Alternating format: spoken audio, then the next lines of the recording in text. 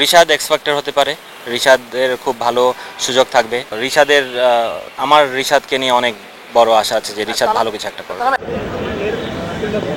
আবাহনীতে জাতীয় দলের ক্রিকেটারদের ছড়াছড়ি, কাকে রেখে কাকে খেলাবে টিম ম্যানেজমেন্ট।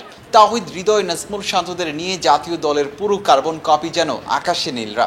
অন্যদিকে বর্তমানে ফর্মের তুঙ্গে থাকা লেগ স্পিনার রিশাদ হোসেনও ছিলেন শান্তর দলে। গেল বছরগুলোতে রিশাদের ঘরোয়া লিগে ম্যাচ না পাওয়ার বেশ রেকর্ড আছে। এত তারকার ভিড়ে আবারও একাদশে জায়গা পেতেন কিনা সেই শঙ্কায় আবাহনীর হেড কোচ খালেদ মাহমুদ সুজন রিশাদকে নিজের দলে রাখেননি। শাইনপুকুর ক্রিকেট ক্লাবে খেলতে দিয়েছেন তাকে। সেই তরুণ ক্রিকেটার এই পর্যন্ত ঢাকা প্রিমিয়ার লিগের সেকেন্ড হাইয়েস্ট উইকেট টেকার।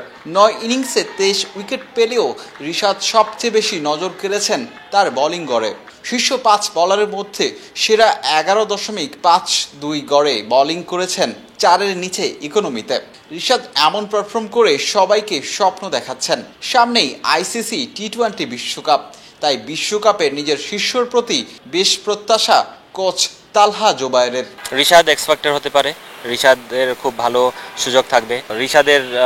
আমার রিশাদকে নিয়ে অনেক বড় আশা আছে যে রিশাদ ভালো কিছু একটা করবে। আমি রিশাদকে এই কারণেই বললাম যে এক্সপেক্টার হতে পারে, কারণ রিশাদ যেভাবে ও নিজেকে মেলে ধরেছে, যেভাবে ও খেলছে, ওর মানে এক কথায় চমৎকার। ম্যাচের বোলিং যদি বলতে না, ম্যাচে ও প্রতি ম্যাচেই অলমোস্ট ২টা ৩টা ৪টা এরকম করে উইকেট পাচ্ছে এবং চেঞ্জেস ম্যাসিভ। ওর জায়গা চমৎকার হয়েছে, ও লুজ বল খুবই কম করছে, জায়গাটা টার্ন পাচ্ছে উইকেটে।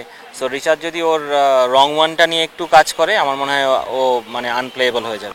ডিপিএলে হয়তো বা ব্যাটিংটা ওইভাবে ও এখনও করতে পারেনি, কারণ উইকেটটা অনেক কিছু ভ্যারি করে। উইকেটে ও যেই ধরনের ব্যাটসম্যান সেরকম উইকেট আসলে না, কারণ বল ফেসে আসছে, বল লো হচ্ছে। সো ওর জন্য ইন্টারন্যাশনাল ম্যাচে তো আর এরকম থাকে না। ইন্টারন্যাশনাল ম্যাচে অনেক ফ্ল্যাট উইকেট থাকে, ইভেন বাউন্স পেস থাকে।